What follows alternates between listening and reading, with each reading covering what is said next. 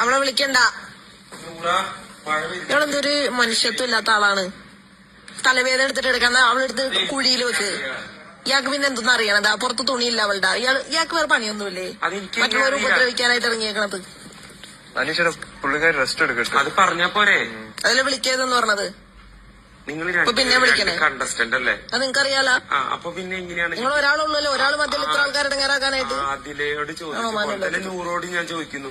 നിങ്ങൾ രണ്ടുപേരും രണ്ട് കണ്ടസ്റ്റന്റ്. ഇയാൾക്ക് സംശയമുണ്ടോ? സംശയമില്ല. സംശയം മിണ്ടാണ്ടിയുള്ള പണിയൊന്നും രണ്ടാളോടും പറയുന്നേ വെറുതെ അല്ല. അന്ന് മസ്താനിയുടെ അടുത്ത് ആവശ്യം ഉണ്ടായപ്പോ ഇയാളെല്ലാരും ചീത്ത പറഞ്ഞല്ലോ. അമ്മയുള്ള ആവശ്യമായിപ്പോയി. ഉറക്കത്തിന് വന്നിട്ട് മണ്ടൻ. എന്ത് മണ്ടൻ? എന്ത് മണ്ടൻ? മണ്ടൻ? മണ്ടൻ അറിയോ? അതിന്റെ അർത്ഥം അറിയോ? ഇയാൾക്ക് അറിയില്ലെങ്കിൽ പോയി ഡിക്ഷണറിയിലോ. അറിയോ? ഇല്ല, അറിയില്ല. ഇല്ല, മണ്ട. അതിലേക്ക് അർത്ഥം അറിയോ? ഇല്ല, മുന്നിൽ നിക്കല്ലേ. അതിലേക്ക് ഇത് പറയാനുള്ള ക്വാളിറ്റി ഉണ്ടോ? അനീഷിനില്ലല്ലോ. പെർഫെക്റ്റ് ആണോ? ഞാൻ പെർഫെക്റ്റാ. ആണോ?